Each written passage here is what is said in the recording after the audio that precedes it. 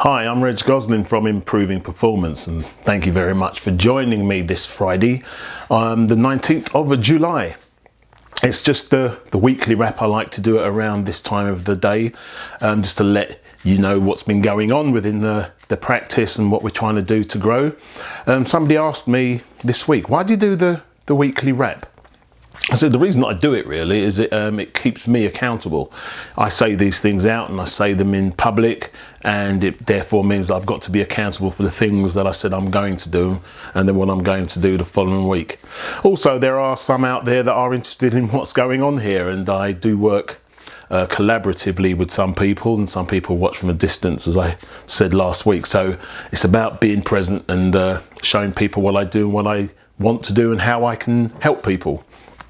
So what's been happening this week is 2 networking meetings I've been to.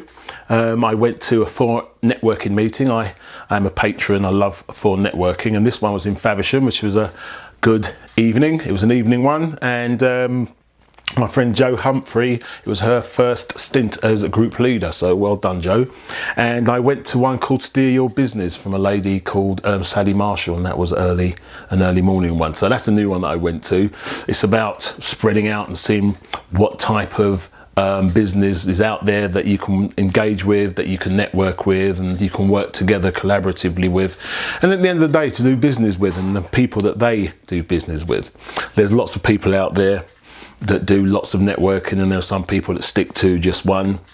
I'm at the infancy of mine, so I'm just finding what works, though I do like for networking as a platform.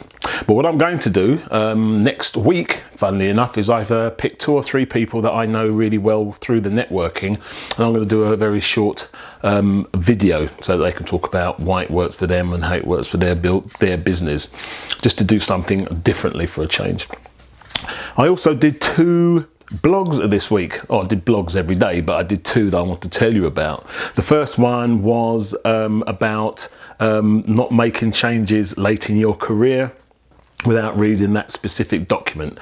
I called it Encore Careers. I wish I'd written that in the blog, but it's called an Encore Career. So you've gone towards the late stage of your career yourself. You could be in your 50s or so, and pretty much like what I did, and you want to do something differently. So you have to make some steps and take some steps to prepare for that, and I listed them as being preparing financially and preparing professionally to make sure that you're in the right place to be able to take advantage of opportunities that come your way. And the other one was 9 things that you can do to maintain a positive attitude. Some of it was a little bit egg sucky, but sometimes you can get caught up in your world, and the world can bring you down and you can just feel miserable every day. It happens to everyone, and then you get the mind chatter that starts telling you, oh, you can't do this, or you're not going to be able to do that, and then you're in a little bit of a funk for the week. So these are just little things that you could do to help you to make sure that you can stay positive. Little cheats and things in there. But if you want to see it, or when you see any of those blogs, just hop along to www.improvingperformance.co.uk, and you'll find it under vlogs and the blogs. That's where I keep those. So there's a lot there for you to have a look at. I met an old friend this week. I used to go to school with him, but he's the one that pointed me in the direction of the people that I did my qualification as a professional coach with, Tony Snow, and he's done them all.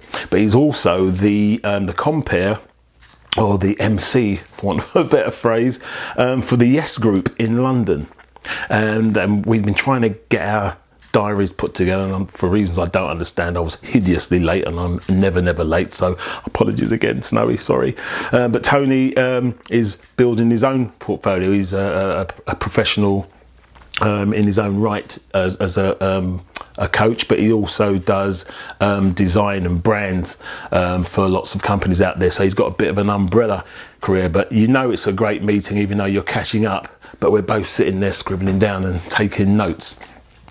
So the reason I'm telling you all that is because the theme really has been engage with people at work, engage with people outside of work, engaging with customers, engage when you go shopping. There are so many people out there that whose lives you could impact just by having a conversation with them and taking the time to see how they are taking the time to see what they're doing.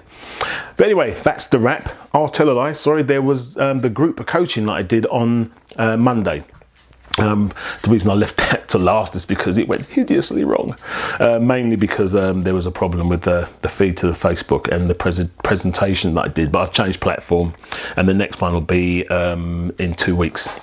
So I'll put some information about that on there, but what that was about, the topic was applying for a job.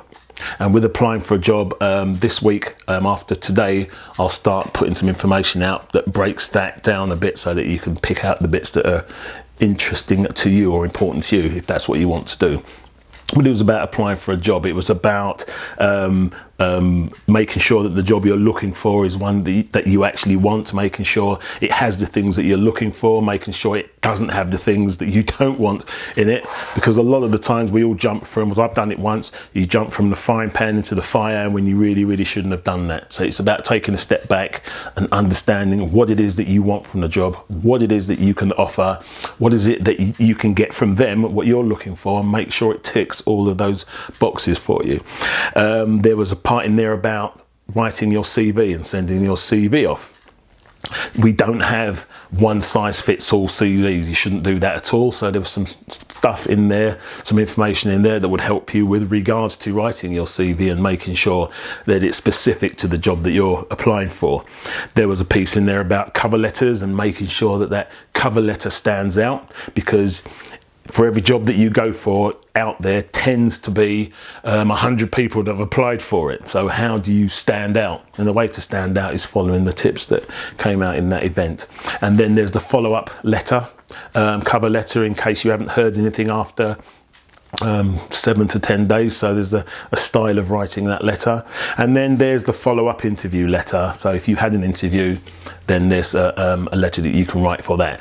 And the next event that we're going to do, we're going to take care of interviews in that one. So I'm busy preparing for that now, and using my own experience and perhaps some things that you get from professional recruiters as well. So I'm pulling all that together so I can pull that across, and it'll be on the new platform, and it'll be simultaneously live on that platform and on Facebook Live if I can get the technology right this time.